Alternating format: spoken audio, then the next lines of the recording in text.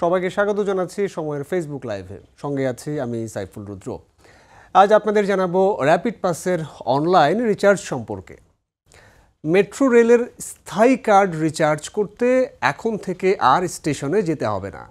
আজ অর্থাৎ মঙ্গলবার থেকে যে কোনো স্থান থেকে এই কার্ডে টাকা রিচার্জ করা যাবে ব্যাংকের ক্রেডিট কার্ড, বিকাশ, নগদ, রকেট সহ সব ধরনের অনলাইন ব্যাংকিংয়ের মাধ্যমে। মঙ্গলবার দুপুরে রাজধানীর আগারগাঁও মেট্রো স্টেশনে মেট্রো রেলের র্যাপিড পাস ও এমআরটি পাস কার্ডে অনলাইন রিচার্জের উদ্বোধন করা হয়। উদ্বোধনী অনুষ্ঠানে প্রধান অতিথি ছিলেন প্রধান উপদেষ্টার বিশেষ সহকারী, যিনি সড়ক, সেতু ও রেল মন্ত্রণালয়ের দায়িত্বে আছেন, যার নাম হচ্ছে শেখ মঈনুদ্দিন। বিশেষ অতিথি হিসেবে ছিলেন সড়ক পরিবহন ও মহাসড়ক বিভাগের অতিরিক্ত সচিব নিখিল কুমার দাস। এছাড়া অনুষ্ঠানে সভাপতিত্ব করেন এই মেট্রো রেল র্যাপিড পাস যেটা বাস্তবায়ন করা হলো আজকে অনলাইন টপ আপ, সেটার দায়িত্বে যিনি আছেন অর্থাৎ ঢাকা পরিবহন সমন্বয় কর্তৃপক্ষ ডিটিসি এর নির্বাহী পরিচালক নীলিমা আক্তার। উদ্বোধনী অনুষ্ঠানে শেখ মঈনুদ্দিন জানান, এই পদক্ষেপ বাংলাদেশের গণপরিবহনে ডিজিটাল ট্রান্সফরমেশনের ক্ষেত্রে একটি গুরুত্বপূর্ণ অগ্রগতি হিসেবে বিবেচিত হবে। অনলাইন রিচার্জের সুবিধার মাধ্যমে র্যাপিড পাস এবং এমআরটি পাস ব্যবহারকারীরা যে কোনো সময় যে কোনো স্থান থেকে নিরাপদে এবং দ্রুততার সঙ্গে তাদের যাতায়াতের সুবিধার জন্য যে কার্ডটি তারা ব্যবহার করছেন সেই কার্ডটি রিচার্জ করতে পারবেন। গণপরিবহনে দক্ষতা বৃদ্ধি, সুশাসন নিশ্চিত করা এবং যাত্রী সেবার মান উন্নয়নের লক্ষ্যে ডিজিটাল প্রযুক্তির ভূমিকা অত্যন্ত গুরুত্বপূর্ণ বলে উল্লেখ করেছেন অনুষ্ঠানে আসা অতিথিরা। তারা জানান, অনলাইন রিচার্জ সেবা চালু হওয়ায় যাত্রীরা আরও দ্রুত, আরও নিরাপদে এবং স্বচ্ছ ব্যবস্থাপনার সুবিধা পাবেন। ভবিষ্যতে গণপরিবহনের সেবাকে ডিজিটাল প্ল্যাটফর্মে যুক্ত করতে তারা কাজ করে যাচ্ছেন এবং কাজ করে যাবেন। নীলিমা আক্তার জানাচ্ছিলেন যে বহুল কাঙ্ক্ষিত এই সেবার মাধ্যমে যাত্রীদের সময় সাশ্রয় হবে, নগদহীন এবং ডিজিটাল পেমেন্ট ব্যবস্থার প্রসার ঘটবে। অর্থাৎ আপনাকে এই কার্ডটি রিচার্জ করার জন্য পকেটে টাকা নিয়ে ঘুরতে হবে না, টাকা হারিয়ে যাওয়ার ভয় থাকবে না, টাকা চুরি হয়ে যাওয়ার ভয় থাকবে না। এই ধরনের কিছু সুবিধা আপনি পাবেন এবং এইটাতে যদি আপনার ব্যাংকের কার্ড যুক্ত থাকে কিংবা মোবাইল ফাইন্যান্সিয়াল সার্ভিস এমএফএস যেটাকে আমরা বলছি, এটা যদি আপনি ব্যবহার করেন, সেক্ষেত্রে আপনি নিশ্চিন্তে নির্ভাবনায় যে কোনো জায়গা থেকে যখন খুশি আপনি আপনার এমআরটি কার্ডটি অর্থাৎ র্যাপিড পাসটি রিচার্জ করতে পারছেন। গণপরিবহন ব্যবস্থায় আধুনিকীকরণ আরও সুদৃঢ় হবে, অর্থাৎ ডিজিটাল প্রযুক্তির মাধ্যমে যাত্রীরা একটা স্মার্ট কার্ড এবং ঝামেলামুক্ত যাতায়াতের অভিজ্ঞতা পাবেন। তারা আরও বলছিলেন যে মেট্রো রেলের 16টি স্টেশনের প্রতিটিতে 2টি করে মোট 32টি অ্যাড ভ্যালু মেশিন অর্থাৎ এভিএম মেশিন বসানো হয়েছে। আরও অনেকগুলো মেশিন তাদের কাছে আছে। পর্যায়ক্রমে তারা এই মেশিনগুলো প্রত্যেকটি স্টেশনে যেখানে যতটুকু দরকার, কোনো স্টেশনে 2টি দরকার, কোনো স্টেশনে 4টি দরকার, কোথাও 6টি দরকার, অর্থাৎ যাত্রীর চাপ বিবেচনায় রেখে তারা এই এভিএম মেশিনগুলো ইনস্টল করবেন। এই মেশিনে র্যাপিড পাস ও এমআরটি পাস কার্ড স্পর্শ করানোর পর আপনি যে অনলাইন রিচার্জটি করেছেন সেটা সম্পূর্ণ হবে। অর্থাৎ আপনি অনলাইন টপ আপ করলেন ঘরে বসে, অথবা হচ্ছে কোনো একজন ডিলারের কাছ থেকে, অথবা কোনো একটি দোকান থেকে, কোনো একটি সেন্টার থেকে। এই অনলাইন রিচার্জের পরপরই আপনার কার্ডটি অ্যাক্টিভ হবে না। আপনার কার্ডে টাকা টপ আপ করার পর আপনি যখন মেট্রো স্টেশনে প্রবেশ করবেন, প্রবেশ করার পথে আপনি যখন সেই কার্ডটা ওখানে স্পর্শ করাবেন, তখন আপনার কার্ডের এই টাকাটা অ্যাক্টিভ হবে এবং সেটা আপনি ব্যবহার করতে পারবেন। আরও কি থাকছে সব কিছুই আপনাদেরকে জানাবো। পরবর্তী সময়ে এই সংখ্যা আরও বাড়বে, যেটা বলছিলাম যে যেই মেশিনগুলো ইনস্টল করা হচ্ছে এভিএম, সেগুলো আগামী মাসে অনলাইনে রিচার্জের সুবিধার জন্য মেট্রো রেলের অ্যাপ চালু করা হবে। এবার আপনাদের জানাবো আপনারা কেমন করে এমআরটি র্যাপিড পাস রিচার্জ করবেন, সেই পদ্ধতিটা আপনাদেরকে একটু জানাবো।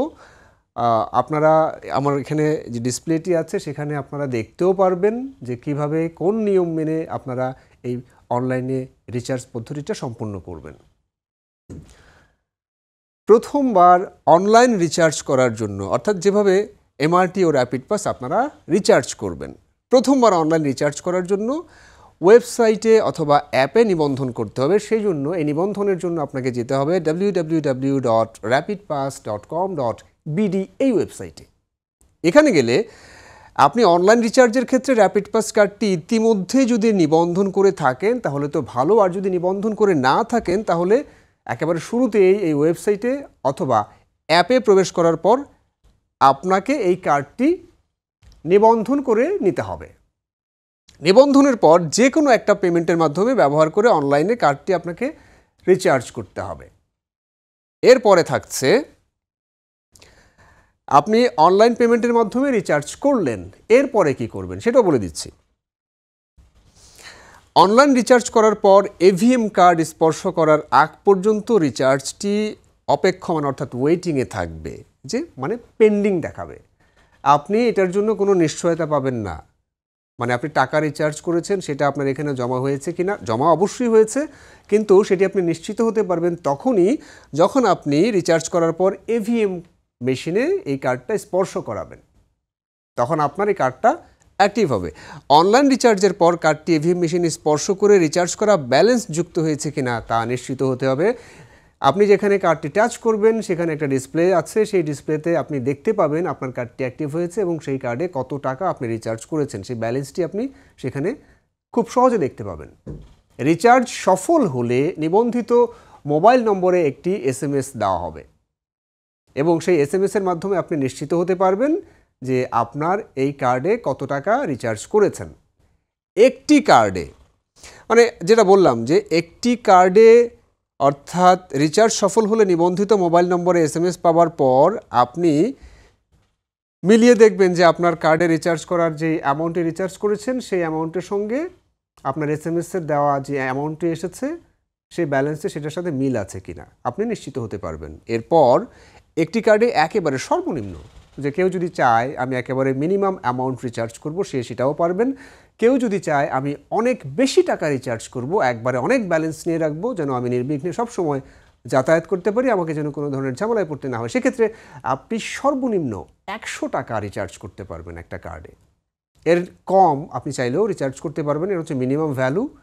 আপনাকে 100 টাকা সর্বনিম্ন রিচার্জ করতে হবে এবং সর্বোচ্চ আপনি 5000 টাকা পর্যন্ত এই র্যাপিড পাসে রিচার্জ করে রাখতে পারবেন, যেটা দিয়ে আপনি অনায়াসে যে কোনো গণপরিবহনে, এটা অবশ্য ভবিষ্যতে পাবেন আপনার এই সুবিধাটা, আপাতত মেট্রো রেল, হাতিরঝিল চক্রাকার বাস, হাতিরঝিলের ওয়াটার বাস এবং কিছু বিআরটিএর সার্ভিস যেটি গুলিস্তান থেকে শিববাড়ি হয়ে মতিঝিল পর্যন্ত এই রুটটাতে যাতায়াত করে, আপাতত এই গণপরিবহনে আপনি এই কার্ডটি ব্যবহার করে এই সুবিধাটা নিতে পারবেন। যেটা বলছিলাম যে এছাড়া একবারে শুধুমাত্র একটি পেন্ডিং অনলাইন রিচার্জ থাকতে পারবে। আপনি যদি মনে করেন যে আপনি অনলাইন রিচার্জ করেছেন, আপনি দেখেন যেটা বলছিলাম যে আগের রিচার্জ সম্পূর্ণ না হলে নতুন করে আপনি অনলাইন রিচার্জ করা যাবে না। আপনি চাইলে নতুন করে আবারও টপ আপ করতে পারবেন না, অর্থাৎ রিচার্জ করতে পারবেন না। কেন পারবেন না? আপনি প্রথমবার রিচার্জ করেছেন, এরপর আপনি সেই রিচার্জের পর কার্ডটি আপনি এভিএমে অর্থাৎ এভিএম মেশিনে আপনি সেটাকে টাচ করেননি, অর্থাৎ স্পর্শ করেননি। সেক্ষেত্রে আপনার পরবর্তী যে রিচার্জ যদি আপনি করতে যান, আপনি এটাকে অ্যাক্টিভ না করা পর্যন্ত পরবর্তী রিচার্জে আপনি যেতে পারবেন না।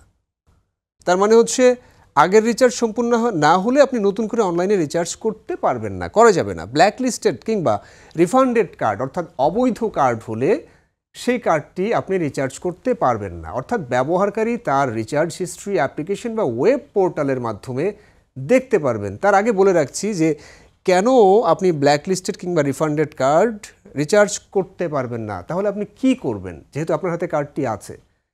এক্ষেত্রে আপনাকে ডিটিসিএতে যোগাযোগ করতে হবে, সেখানে একটি আবেদন করতে হবে। তাদের সঙ্গে যোগাযোগ করলে তারা আপনাকে বলে দিবে যে এই যে কার্ডটি এখন অচল দেখাচ্ছে আপনাকে, অর্থাৎ রিফান্ডেড কিংবা ব্ল্যাক লিস্টেড কার্ড, এটাকে যদি আপনি হোয়াইট লিস্টে আনতে চান কিংবা সচল করতে চান, সেক্ষেত্রে ডিটিসির কিছু নিয়মকানুন আছে, সেগুলো মেনে আপনাকে এই কার্ডটিকে সচল করতে হবে এবং সেটা সচল করার এখতিয়ার রাখে শুধুমাত্র আপাতত ডিটিসিএ, যারা এই কার্ডটি সরবরাহ করছেন।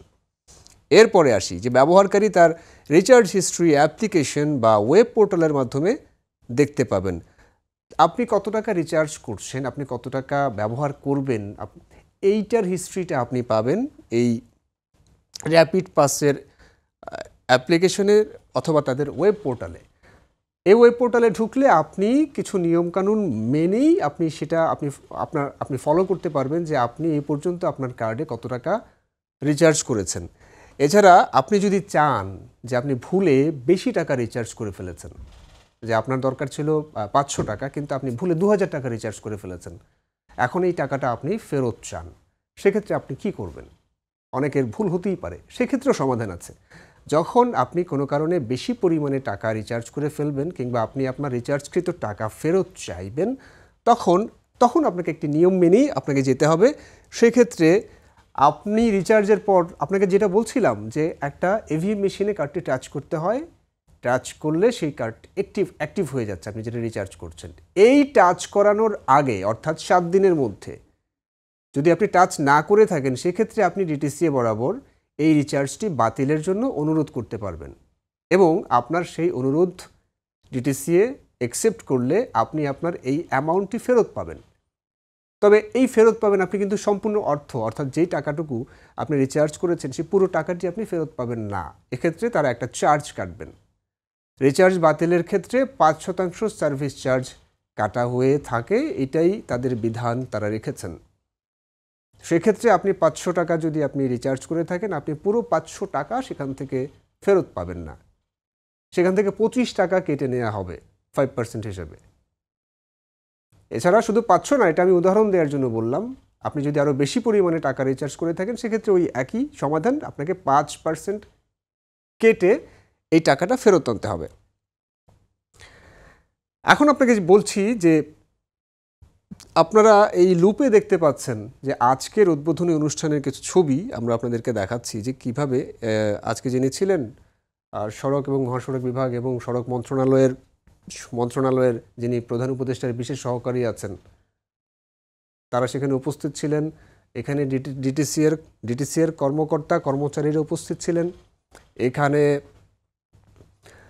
বিআরটিসির চেয়ারম্যান উপস্থিত ছিলেন। পাশাপাশি মেট্রো রেল সংশ্লিষ্ট যত ধরনের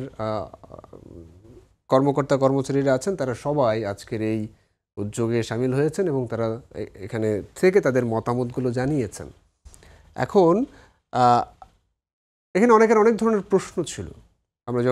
আমরা পুরো অনুষ্ঠানটি কভার করতে গিয়ে মানুষের নানান ধরনের প্রশ্ন আমরা জেনেছি। এই প্রশ্নগুলো যখন তারা করেছেন তখন ডিটিসিএ কর্মকর্তারা এবং প্রধান উপদেষ্টার যিনি বিশেষ সহকারী শেখ মঈনুদ্দিন, তিনি গণমাধ্যম এবং যারা এখানে যাত্রীদের পক্ষ থেকে সেই অনুষ্ঠানে উপস্থিত ছিলেন তাদের বেশ কিছু প্রশ্নের উত্তর দিয়েছেন। তারা অনেকে জানতে চেয়েছেন, যেগুলো আমি এতক্ষণ আপনাদেরকে বললাম। এই একই ঘরানার প্রশ্ন ছিল যে কেউ যদি বেশি টাকা রিচার্জ করে ফেলে সেক্ষেত্রে আসলে বেশি টাকা রিচার্জ করার সুযোগ এখানে নাই, লিমিট দেয়া আছে 100 টাকা থেকে সর্বোচ্চ 5000 টাকা। তবে যদি কেউ 500 টাকার বদলে 2000 টাকা রিচার্জ করেন সেক্ষেত্রে নিয়ম মেনে 5% জরিমানা দিয়ে, এটাকে জরিমানা বলো না, এই সার্ভিস চার্জ বলছেন তারা, এটা দিয়ে আপনি কার্ডটা ফেরত নিতে পারবেন। অনেকে প্রশ্ন করেছেন যে এই কার্ড আমি কেন নেব, এই কার্ডের সুবিধাটা আমি কিভাবে পাবো? শুধুমাত্র কি গণপরিবহনে ভাড়া পরিশোধের বেলাতেই আমি এই কার্ডটা ব্যবহার করব? আজকে এমআরটি বা র্যাপিড পাস একটা কার্ড বের করেছেন, যেটা আমরা সবাই কিনতে চাই বা কিনবো ব্যবহার করার জন্য। এটা শুধুমাত্র ডিটিসিএ না, এটা শুধুমাত্র ডিএমটিসিএল না, এটা অন্য কোনো প্রতিষ্ঠান যদি দাবি করে যে আমরাও একটা কার্ড বের করতে চাই, সেক্ষেত্রে সমাধানটা কী হবে? এভাবে সবাই এক করে সবাই কার্ড যদি বের করতে থাকেন, যে আমি নৌপথে যাতায়াতের জন্য আমিও একটা কার্ড বের করতে চাই যদি বিআইডব্লিউটিসি বলে, সেক্ষেত্রে কি হবে? কার্ডের সংখ্যা বাড়তেই থাকবে। এই প্রশ্নের একটা সুন্দর জবাব দিয়েছেন তারা, যে ডিটিসিএ র্যাপিড পাসটার একটা মাল্টিপল ব্যবহার আপনার গ্রাহকরা করতে পারবেন। অর্থাৎ এটা একটা ইউনিক কার্ডের মতো করে হবে, যেই কার্ড দিয়ে আপনি শুধুমাত্র গণপরিবহনে যাতায়াত না, শুধুমাত্র এই মেট্রো রেল, হাতের ঝিল চক্রাকার বাস, ওয়াটার বাস কিংবা বিআরটিসির যে বাসগুলোর কথা বলছি, শুধুমাত্র এগুলোতেই আপনি সেবা পাবেন না। এটা একটা ইউনিক কার্ডের মতো হতে পারে ভবিষ্যতে, যেখান দিয়ে আপনি যেই কার্ডের মাধ্যমে আপনি আপনার ইউটিলিটি বিল পরিশোধ করতে পারবেন, যেই কার্ড দিয়ে আপনি আপনার বিদ্যুৎ বিল, গ্যাস বিল, পানির বিল থেকে শুরু করে শপিং করতে পারবেন, অর্থাৎ কেনাকাটা করতে গেলে আপনি সেই কার্ডের মাধ্যমেই আপনি বিল পরিশোধ করতে পারবেন, টেলিফোন বিল পরিশোধ করতে পারবেন, ইন্টারনেটের বিল পরিশোধ করতে পারবেন।